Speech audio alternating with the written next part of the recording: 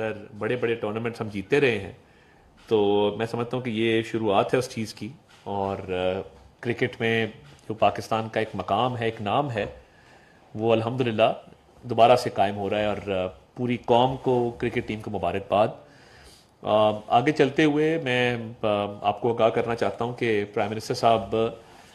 परसों इंशाल्लाह ताला सऊदी अरब रवाना होंगे और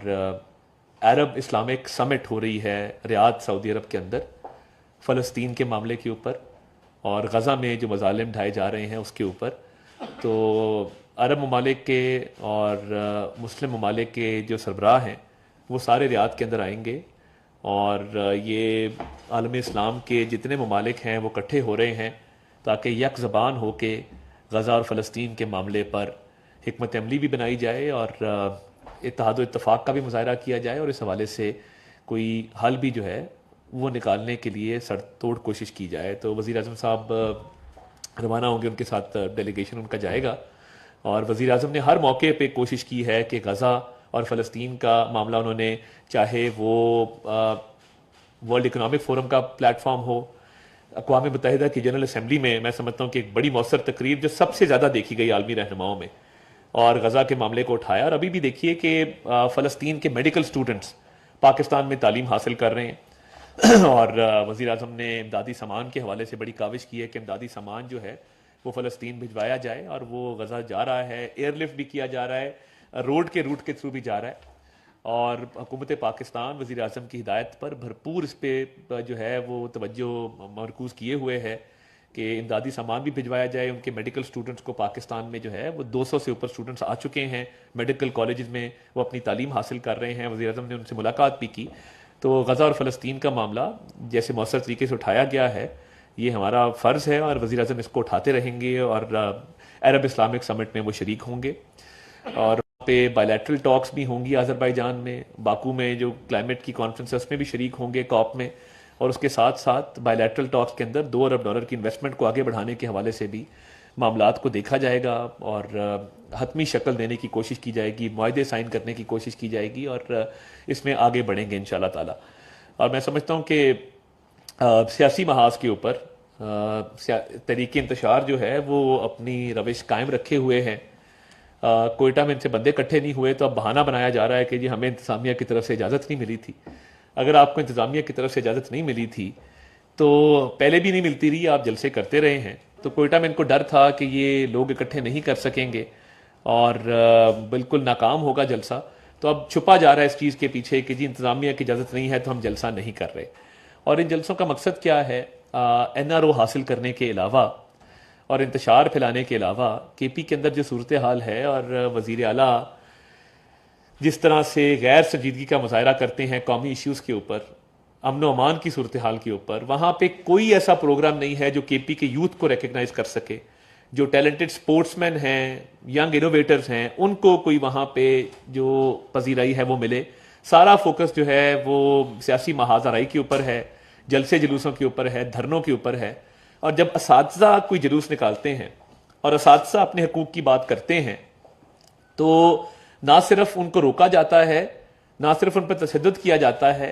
बल्कि कहा जाता है कि इनका हक नहीं है एहतजाज करने का। आप वफाक पे चढ़ाई करें वो ठीक है और आपका एजेंडा भी कोई नहीं है, कौमी तरक्की के वाले से एजेंडा हो आपका,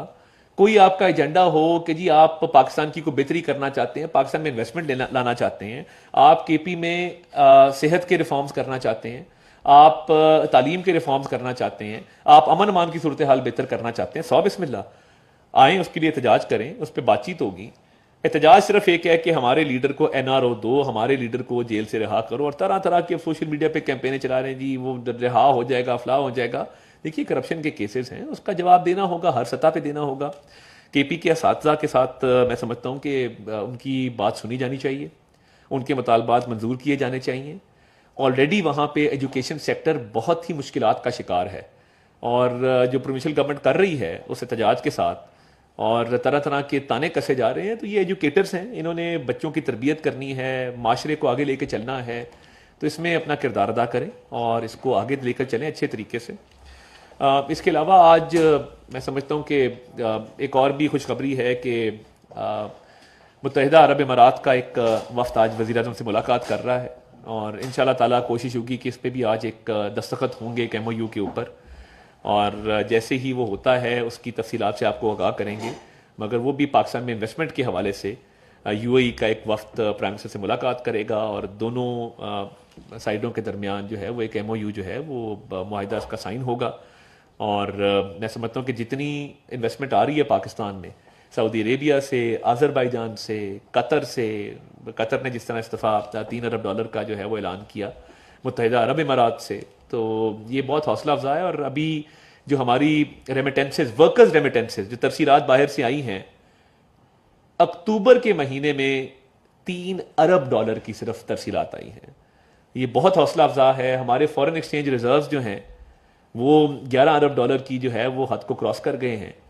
और ये बड़ा हौसला अफजा है कि फॉरेन एक्सचेंज रिजर्व भी बढ़ रहे हैं और इसके साथ साथ $3 अरब की तरसीलात का वर्कर्स की तरफ से सिर्फ अक्टूबर के महीने में आना,